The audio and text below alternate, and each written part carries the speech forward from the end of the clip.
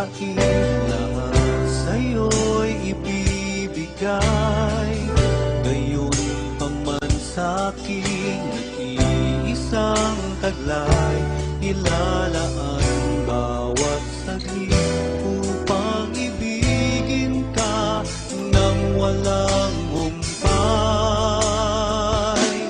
Gaya ng dagat na hindi napapagal sa pag-alon, puso ko ay sa'yo magmamahal. Sa habang panahon, natatanging kayamanan ko'y ikaw ay sambahin. Wagas na pagsintay iyong dinggin, kalapit ng awitin. Kung mayroon lamang akong sanlibong buhay, hindi pagkakait, lahat sa'yo'y ibibigay. Ngayon pa man sa'kin nag-iisang taglay, ilalaan bawat saglit upang ibigin ka nang walang humpay. Gaya ng dagat na hindi napapagal sa pag-alon, puso ko ay sa'yo magmamahal. Sa habang panahon, natatanging kayamanan ko'y ikaw ay sambahin. Wagas na pagsintay iyong dinggin, kalapit ng awitin. Gaya ng dagat na hindi napapagal sa pag-alon, puso ko ay sa'yo magmamahal. Sa habang panahon, natatanging kayamanan ko'y ikaw ay sambahin. Wagas na pagsintay Hello, testing. 1, 2, 3. Hello, testing. gaya ng dagat na hindi napapagal sa pag-alon, puso ko ay sa'yo magmamahal. Sa habang panahon, gaya ng dagat na hindi napapagal sa pag-alon, puso ko ay sa'yo magmamahal. Sa habang panahon, gaya ng dagat hindi napapagal sa pag-alon, puso ko ay sa'yo magmamahal. Sa habang panahon, gaya ng dagat hindi napapagal sa pag-alon, puso ko ay sa'yo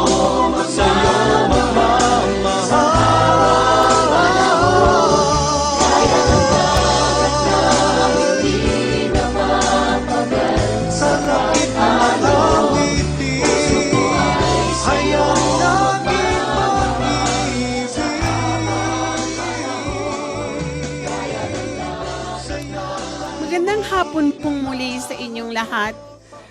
Muli kaming magdadala sa inyo ng magandang balita na siyang magbibigay sa atin ng inspirasyon sa ating buhay araw-araw. Sa dami ho ng mga problema dito sa mundo at sa dami ng gulo na ating nakikita sa mga nababasa sa mga pahayagan at nakikita sa ating mga telebisyon ay nakakapanghina. Pero meron hong salita ng Diyos na siyang magpapalakas sa atin at ang kanyang mapangako ang siyang magbibigay sa atin ng pag-asa at kalakasan. Bago po ang lahat ay nais kong basahin sa inyo ang Isayas Kapitulo 41 at versikulo 10. Ang sabi ho rito, ang pangako ng Diyos ay, huwag kang matakot sapagkat ako'y sumasa iyo. huwag kang manglupaypay sapagkat ako'y iyong Diyos. Aking palalakasin ka, oo, aking tutulungan ka, oo, aking aalalayan ka, ng aking kamay, ng aking katuwiran. So, sa lahat ho ng ating kabalisahan, ang Diyos ho ang ating katulong, siya ang ating kapayapaan, siya ang magdadala sa atin sa pamamagitan ng kanyang kanang kamay, ng kanyang katuwiran at hindi niya ho tayo babayaang malugmok sa ating mapananampalataya, palalakasin niya ho tayo. Kaya ito po ang pangbungad na pangako ng Diyos sa atin na salita niya.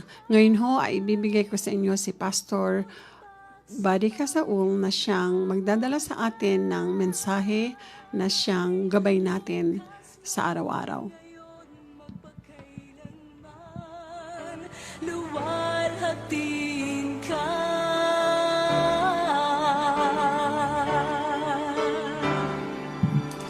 Panginoon,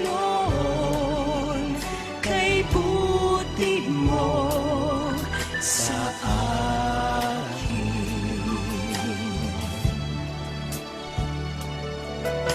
Ikaw lamang Magandang gabi po sa inyo lahat, mga kababayan at mga kapatiran sa Panginoon.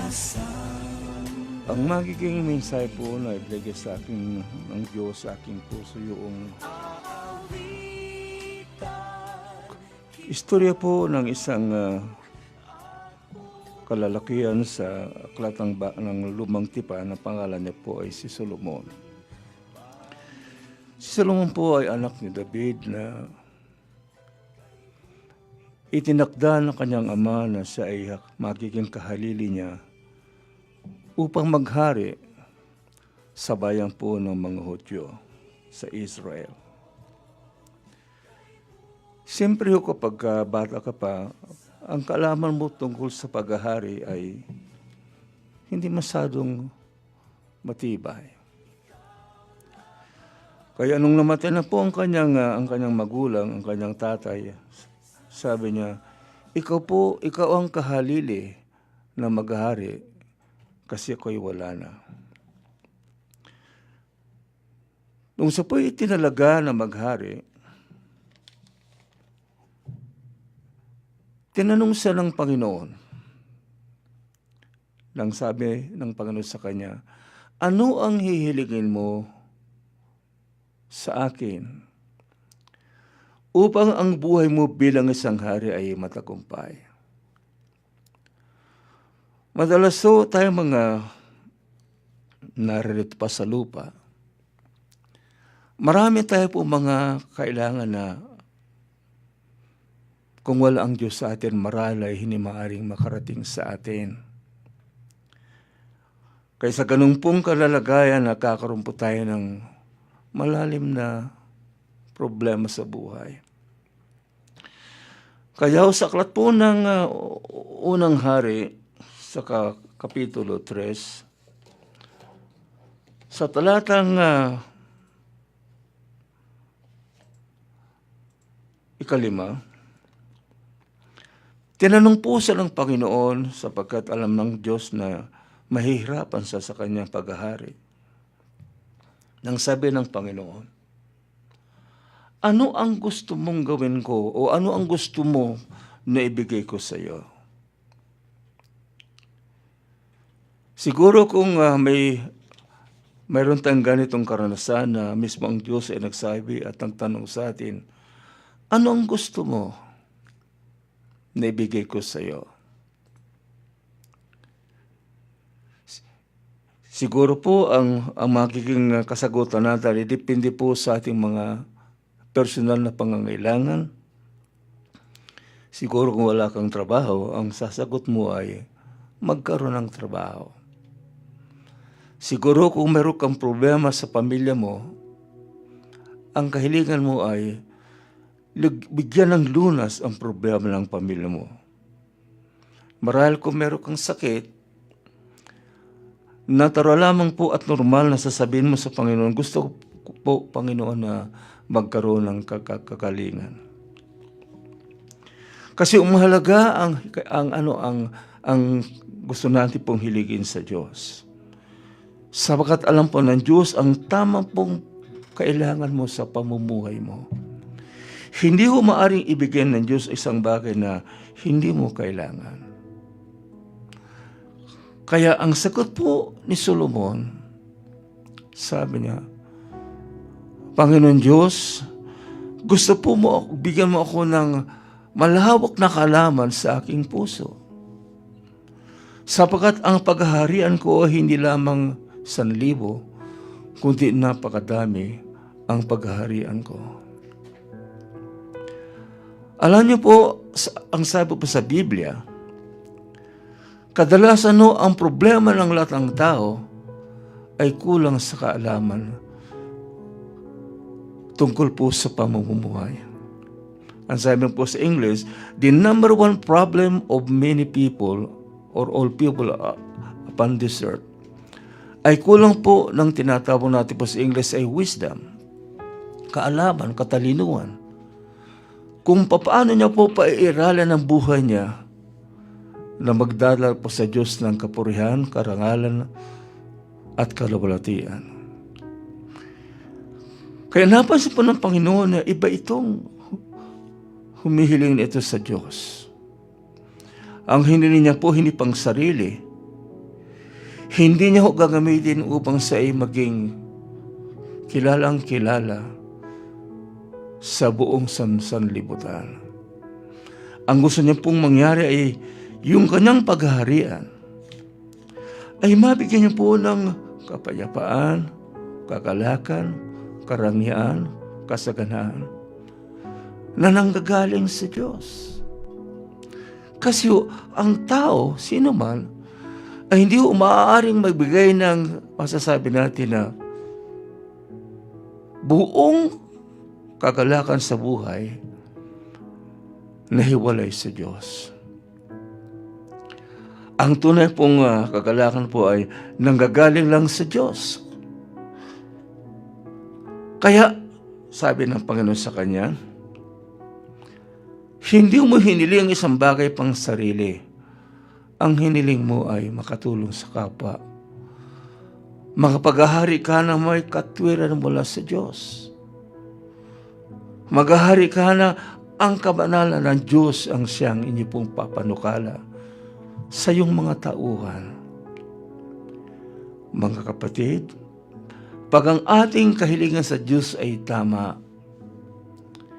hindi niya tayo bibiguin sa ating kahilingan. Yan sabi ng Panginoon, ibibigay ko ang kahilingan mo. Alam mo, ang Diyos ay napakabait na Diyos. Kasi wala na pong mabait kundi ang Diyos lamang. Na wala po siyang iniisip kundi puro sa kabutihan nating lahat. Ang nais po ng Diyos ay ang ating pamumuhay sa buhay na ito ay magdudulot po sa Kanya ng karangalan, ng kaluwalhatian. Kasi kapag ang Diyos ay ating pinupuri, pag ang Diyos natin po ay iniluwalhati, bigla pag dumarating po sa atin ang Kanyang biyaya, po parang ang buhay natin ay maging matagumpay. Kaya natutuwa po ang Diyos kay Solomon, ang hiniling niya ay hindi po kayamanan, hindi po magarang tirahan, kundi po ang mga bagay na magagamit siya sa kanyang paghahari ng mga tao ay maituturo lamang ang Diyos sa kanilang tagumpay. Ngayon po, dito po sa aking itinuturo, sabi ng Diyos, ipagkakaloob ko sa iyo ang kahilingan mo. Nung matapos pong ibigay ng Diyos ang kanyang kahilingan, bigla po siyang sinubok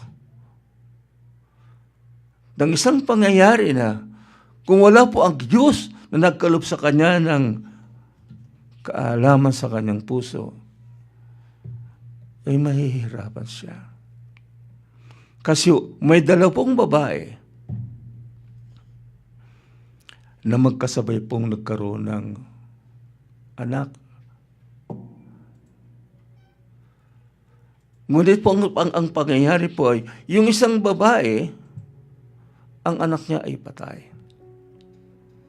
Yung isa naman ang anak niya ay buhay.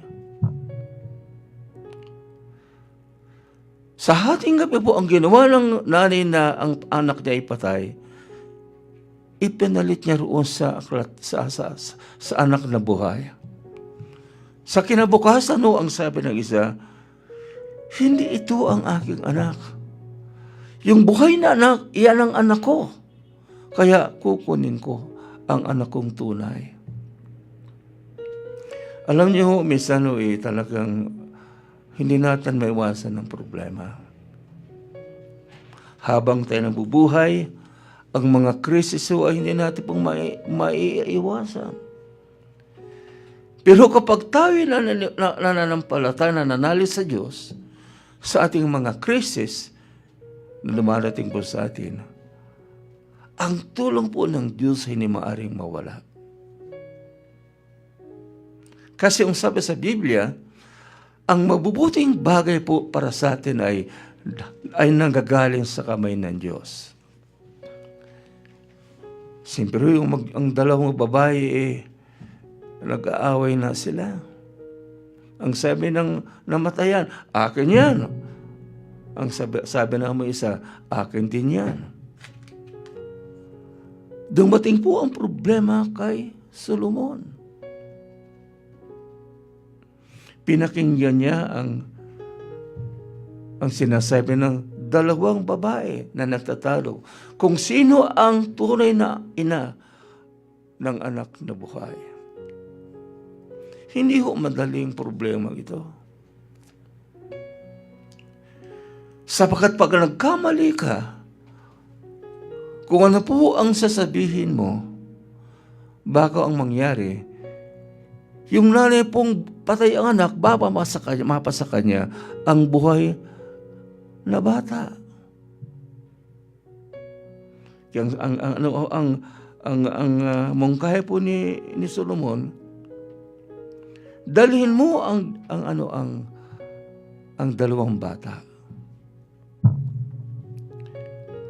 At hinili niya po sa kanyang mga tauhan na bigyan ho siya ng isang panghiwa. Ang sabi ni Solomon, sapagat hindi kayo nagkakasundo kung sino ang nagmamayari, kung sino ang tunay na inahan ng bata, ito ang gagawin ko. Hahatiin ko ang bata sa dalawa. Ang isa sa inyo ay ang kalahati, yung kabila naman ay doon sa isa. Ang sabi po ng ina na ang anak niya ay namatay, sabi niya, I agree, pahayag ako sa ipinapayo ng hari. Sabi naman ng nanay na siyang ina ng buhay na anak, sabi niya, hindi pwedeng maging ganoon. Hindi bale nang mawalan ako ng bata, huwag lang mamamatay ang bata na pinagtatalunan natin. Ang nangyari po, sabi ni Solomon, ibigay ang bata sa inang yun nang nagsasabi na, ayaw kong mamatay ang batang yan. Hindi bale nagbawala sa akin, mabuhay lang siya. Mga kapatid, ang Diyos ay nagkakalupo sa atin ng talino. Parang malaman natin ang tama at ang mali. Kasi po, kapag ang ating pagpili ay mali, hindi po lumili ito, nawawala ang problema. Lalong lumalaki ang problema sa mali pong pagpili kung ano po ang ating pong gagamitin sa ating pagpili. Alam niyo po ang kaalaman ng Diyos.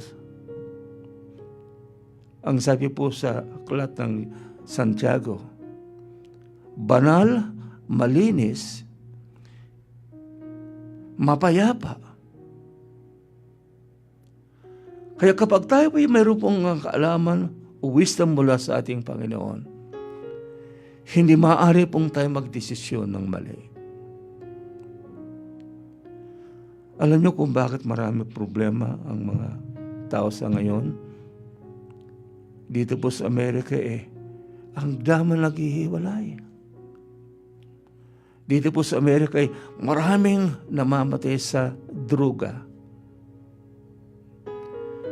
Dito po sa Amerika maraming namamatay na walang kamalay-malay. Kasi wala po silang kakayanan na mag-isip ng tama. Wala po silang tinatawag sa Bible heavenly wisdom. Kasi kapag may rupong wisdom mula sa Panginoon, purong mabubuti po ang loob ng puso mo. Pag ang puso ay may kabanalan, kapag po ang puso ay may kaalaman ng salita ng Diyos, lagi po ang ating pagpili, ang ating desisyon ay laging tama. Kasi po ang Panginoon ang siyang tuturo sa atin sa tamang pangangatwiran ng ating buhay.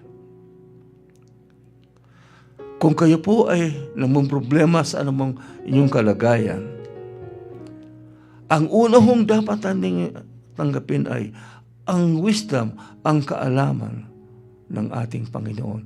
Nang sabi niya sa atin ay, kung wala kayo, ay bibigyan ko kayo ng kaalaman. Yan o ang gusto po ng Diyos para ang ating pamumuhay dito sa lupang ito ay maging kagalang-galang. Halimbawa po sa mga taong nasa paligid natin. Kaya marami problema ang mga pamilya kasi ang tatay at ang nanay wala pong kamalayan sa mga bagay na maka-Diyos. Kasi kapag ang mga bata may bisyo, madalas natututunan po yan sa magulang. Kaya napaka mahalaga na pakaingatan po natin ang ating mga desisyon, ang ating mga pagpili. Kasi yan ang panunundan ng mga taong nakakakita sa atin, lalo na po ang ating mga anak. Kaya ating mamahalagin na ang laging kahilingan natin ay, Lord, give me wisdom. Something that is from above. At ang sabi po ng Diyos, kapag nagbigay po siya, hindi ho kunti. Ang sabi nga, marami. Sapagkat alam natin na araw-araw ay kailangan natin ng patnubay ng Panginoon. Every single day, we need the guidance of God. Alam niyo, wala na pong pinakamatalino sa Bible o sa buong kasulatan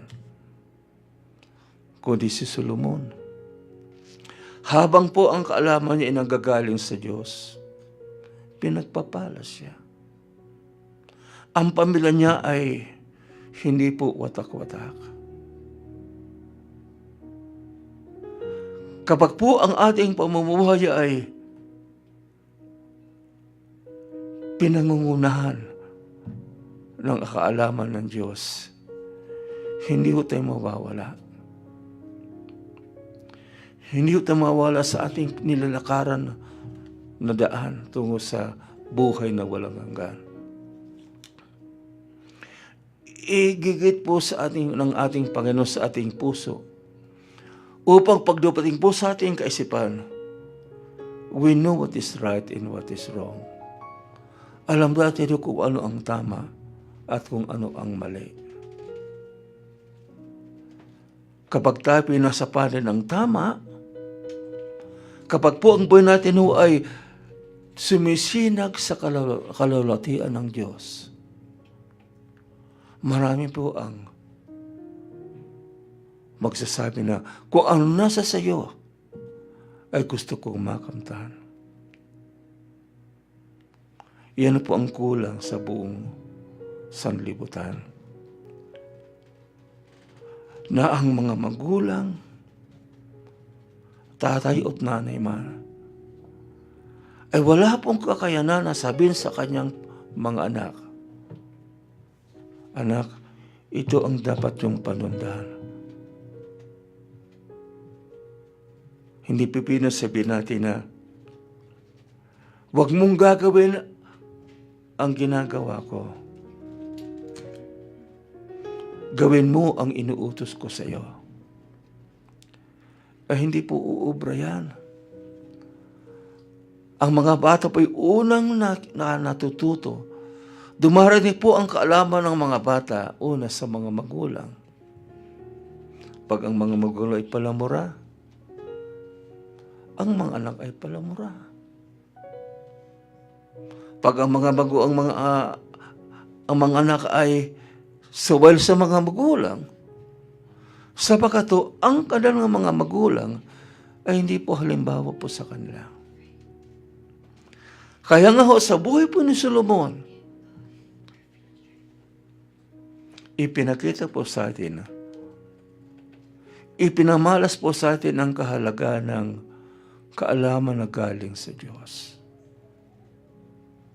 Kasi pagkapag po ang kaalaman ng galing sa Diyos yung nasa sa atin, hindi ho maaaring mapariwara ang buhay natin. Sapagkat ang liwanag po ng Diyos ang siyang na sa ating unahan. Pag medyo kumikiling ka sa lugar ng kamalian, bigla pong mabubuhay po ang kaalaman mo sa Diyos. At ang Diyos po, ang kamay po na Diyos ang sangkatulong mo para huwag kang mabuwal. Tingnan niyo po ang bayan natin dito sa Amerika. Pakaraming problema. Kasi ang ginagamit ay hindi po ang salita ng Diyos. Hindi ang pinanggagalingan po ay hindi po ang Panginoon Diyos. Marami mga doktor, ang dami naman may sakit. Marami mga profesor sa mga universidad, pero mga itinuturo ay hindi ho maka-Diyos. Siyempre, kung ano ang natututunan, yun ang kanilang ipinamumuhay. Kaya mga kapatid na aking pong mahal na tagapakinig, mananalangin po ako na ang Diyos ay buhusan kayo ng kanyang kaalaman. Kasi our problem is always a wisdom problem. Hihiling ko sa Panginoon na Panginoon, ibuhos mo po ang iyong kaalaman, ang iyong kabutihan sa mga taong nakikinig po sa akin. Panginoon, naway ang kanilang buhay ay halimbawa ng kasayahan, halimbawa ng kapayapaan, halimbawa ng buhay na ang pag-ibig ng Diyos ay talagang nakikinang mga taong nakakakilala sa Kanya. Mga kapatid, kung gusto natin po na ito ay dumating sa atin, atin mo nang hilingin ng Diyos na alisin po ang mga mali, ang mga makasalanan pong minsan ay naghahari sa ating buhay. Sabi natin sa ating Panginoon, Panginoon, alisin mo po ang buhay kong masama. Kasi po ang sabi sa Biblia, kung ang buhay mo ay tinitira ng sadamukal na pagkakasala, ang Diyos po ay hindi maaaring tubinig po sa kahilingan mo. Ang sabi po sa English, if I regard anything wrong in my heart, God will not answer me in my prayer, in my request to Him. Kaya mahalaga ho na saan man tayo naroon, we always ask God, Lord, give me an understanding heart. Bigyan mo po ako, Panginoon, na unawa kung saan ako pupunta, kung ano ang sasabihin ko, kung ano ang aking pag-uugali sa buhay kong ito. Ang Diyos po hindi ka maaring dibigyan. Kasi ang sabi sa Bible, ang mabubuting bagay, ang Diyos lamang po ang pinanggagalingan. Purihin po ang Diyos na aking minamahal. We love you as much as God loves you. Thank you. Salamat po.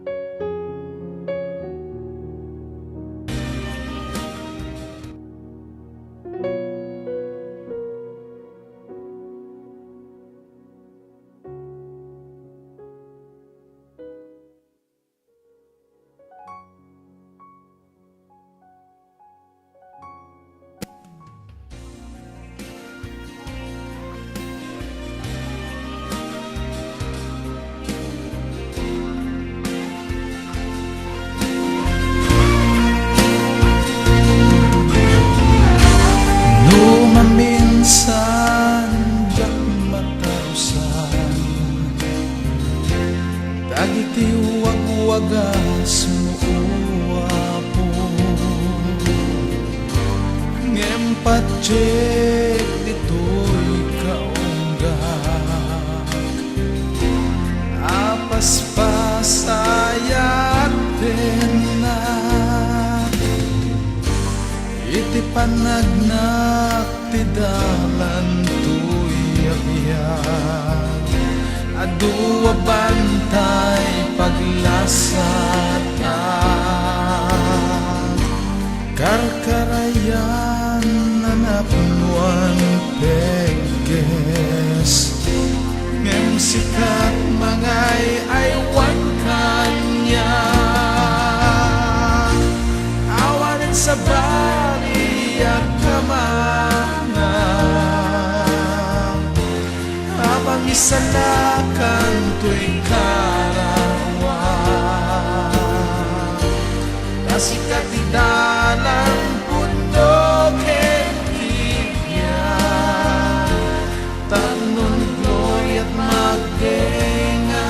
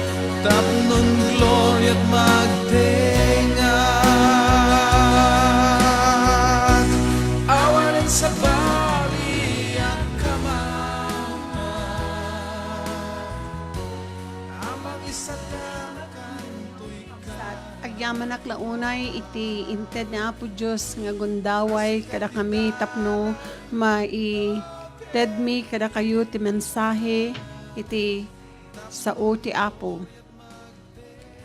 Dahiti nga malem, ti mangibingay ti sasao ni Apo Diyos kada tayo ket ni kabsat nga June Peralta.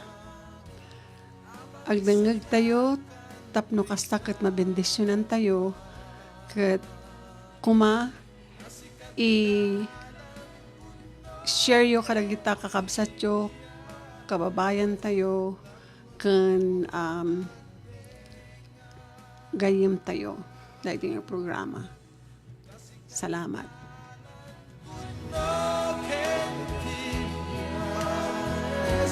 Tamnon glory at magtingat Tasikat idalan puno ken tibiyay Tamnon glory at magtingat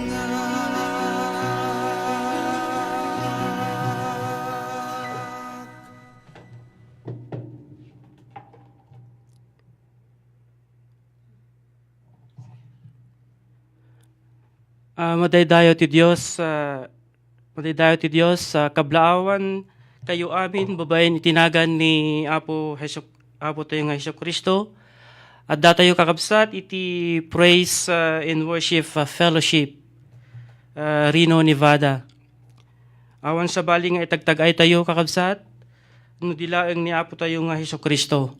Haan mi nga yasasidig ti anyaman nga relihiyon, no di kat tiyas asidigmi kada kayo kakabsat kat awan sa bali ni Apo tayo nga Hesus Kristo. Iti tunggal may sangagding nga kakabsat kunana iti sasaw na po Diyos nga iti pamati iti Romans chapter 10 verse 17 kunana nga iti panagdingeg isu ti paggapuan iti pamati. Kat agyamanak kada kayo no sinuman ti agdingdingag when nagbibuhay at oras, nagasat tayo kakabsat, ikan tayo ni Apo Hesus Kristo, iti oras tayo, ngagdingag iti sasauna. Ti iyadal ko kakabsat, when no i-share ko kada kayo, tatanga oras, kat kuna na kakabsat, titulbek, tapno maadan tayo iti natal nga biyag. Kat iti teksto tayo kat masarakan tayo iti Jeremiah chapter 29 verse 13. Kunana kakabsat, sa pulon dakto ket masarakan dakto agsipud tabiro ken dakto iti amin nga pusoyo. Dayto iti text tayo kakabsat. Agkararag tayo manakabiling nga Dios, agyaman kami iti panakabalin mo. Bindisyon nam dayto nga sasaom, Apo Dios, bindisyon nam dayto dingeg, ket Apo Jesus baban iti dayto nga sasaom, mamamuda ka Apo Jesus nga sika iti dalan ti pudno ken ti biag. Lord, aywanan nakmat ikanak iti sirib tapno maibingay ko dagiti sasaom. Dita na santuan nga espiritu iti makikadwa kanyak Apo Jesus. Dagiti watek in Jesus name. Amen. Ti ibigay ko kakabsat kat daytoy tulbek tapno maadan tayo iti natal nga biag. Manipud ti panagubing tayo kakabsat, addan ti kasla sapul-sapulan tayo iti biag tayo nga dayjay nabiag tayo nga sapul-sapulan nga kasla kayat tayo nga maadday iti biag tayo kakabsat. Han tayo ngagmaymay sa amin nga tao adday iti sapul-sapulin nga banbanag no kasano nga maadaan ti talna, kasano nga maadaan ti ragsak, liwliwa ken iti nasyaat nga direksyon ti masangwanan nga panagbiag kakabsat. Numaminsan makuna tayo nga nasaraka ko niti pudno nga dalan. Ituya ko hana kun nga umikat daytoy hindi sapsapulo kun nga dalan nga talaga nga mangted isu daytoy hindi kapkap na kakun nga dalan kun nato yung kakabsat. Ngum maminsan agkamali tayo kakabsat, han lang nga maminsan agkamali tayo no dikat adu nga beses nga agkamali tayo kakabsat. At dati duwa nga klase iti ragsak nga ibingay ko kadtata nga oras. Umuna no dagiti sitwasyon tayo iti biag ket na siya at daunay ket adayo ti nyaman nga riribok, adayo ti nyaman nga parikot. Ket no awan dagitoy nga maranranasan tayo nga dadagsan ket naragsak tayo, adda di ragsak tayo tawang garo diti awan garo diti problema tayo kanti sitwasyon tayo ket na siya at mabalin nga daan tayo iti kwarta, mabalin nga dati napintas nga balay tayo at dagiti sitwasyon tayo ket agtitimpuyog da nga na siya at ngumundo daytoy nga sitwasyon tayo kakabsat ket agbaliktad ket dumteng iti problema daytoy nga ragsak ket nalakal nga maawan kasla kuna nga DJ kasla DJ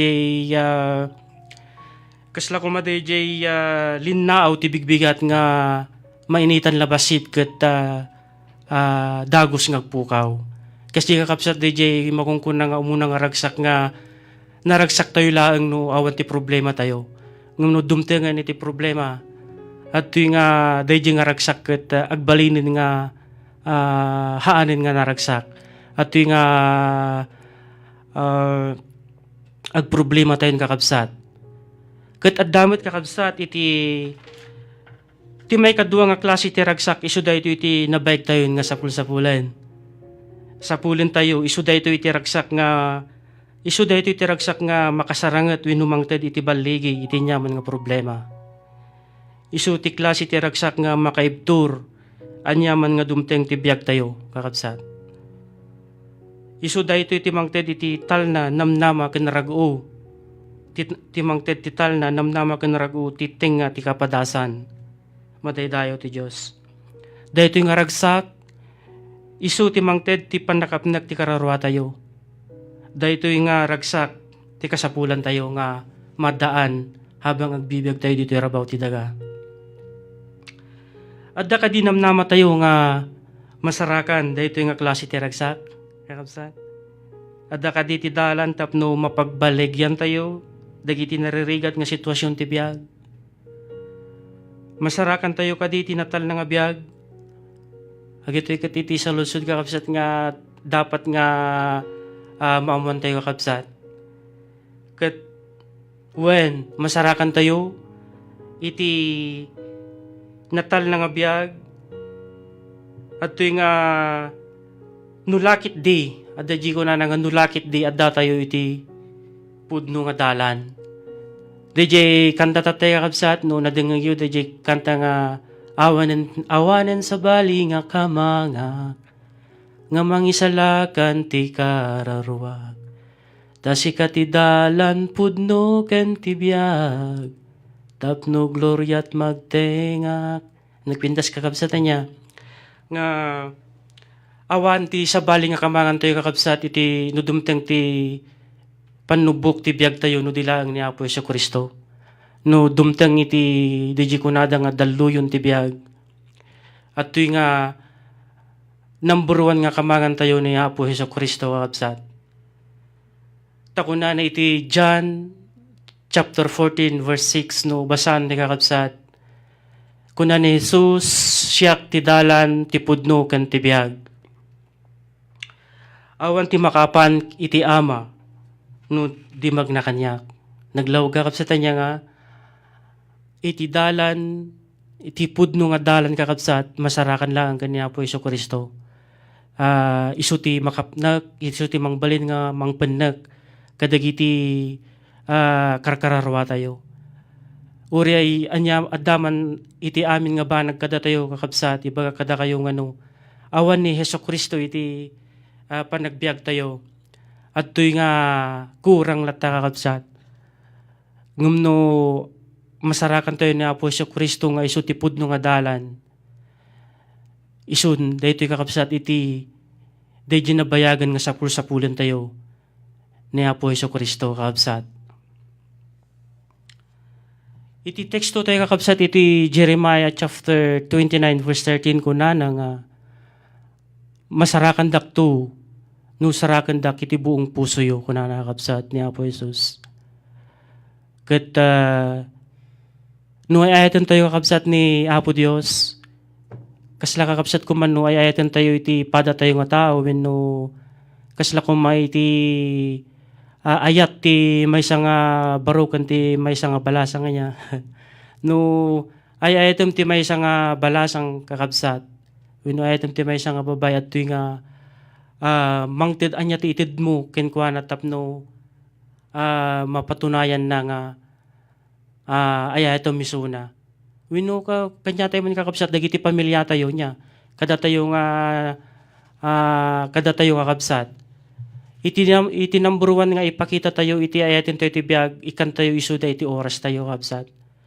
Kastamot iti kini Apo Jesus no ayaten tayo isuna at tuy nga uri kasano tayo nga kabisi iti trabaho tayo, uri kasano nga adu iti schedule tayo iti naldaw-aldaw. Saragan tayo kadi kakabsat ni Apo Kristo nga ti buong puso tayo. Kunana nga no saragan tayo isuna, masaragan tayo iti buong puso tayo kakabsat. Deji panangted tayo kakabsat iti oras, iti panang idaydayo kenkwana. Deji panangited tayo iti time tayo nga agdingeg kadagiti sasauna kakabsat. Isu dayto iti pagrugyanan, iti pamati tayo kini Apo Kristo kakabsat. Ket agyaman na kakabsat iti no sino man iti agdingdingag ken nagbuybuya iti dayto nga programa kakabsat. Ito Ilocano nga panangibigay iti sasauna. At ito nga bendisyon na kayo amin na po Diyos kada kayo nga agdingdingag ken nagdagiti agdingag ken nagbuya pa kakabsat. Agyaman na iti time nga iti oras nga intedyo tapno mabuya yo madengeg yo dagitoy nga sasauna. Ket iti Dios kakabsat iti mang bendisyon ti tunggal maysa kada tayo kakabsat. Deji sasauna nga iti John 14:6 Jesus is the way, the truth, and the life. Ni Apo Kristo ti dalan, ti pudno ken ti biag.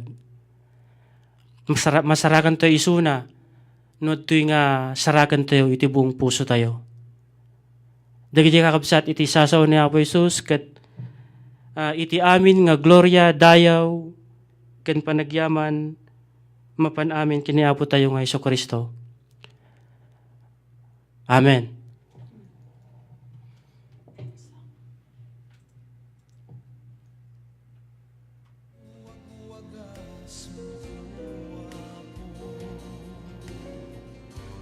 Ngempatjek ditoy kaunggan apas pasayat na iti panagnak ti dalan tuyakyan adu bantay paglasat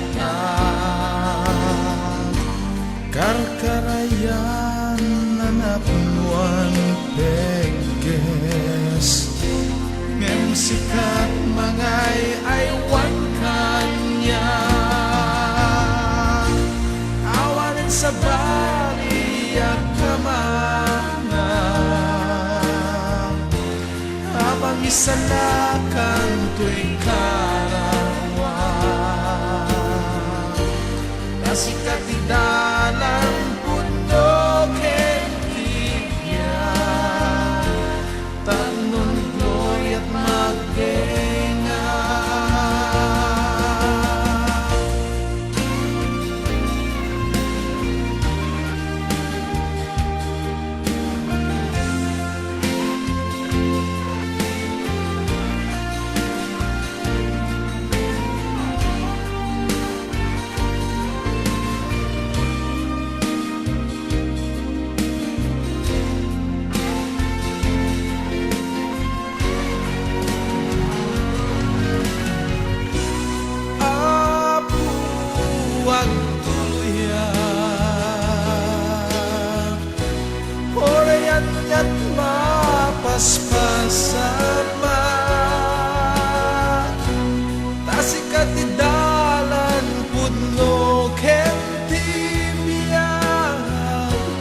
tapnon glory at magtingat. Awalan sa bali at kamaman, amang isalakan to'y karawan. Kasi katidalan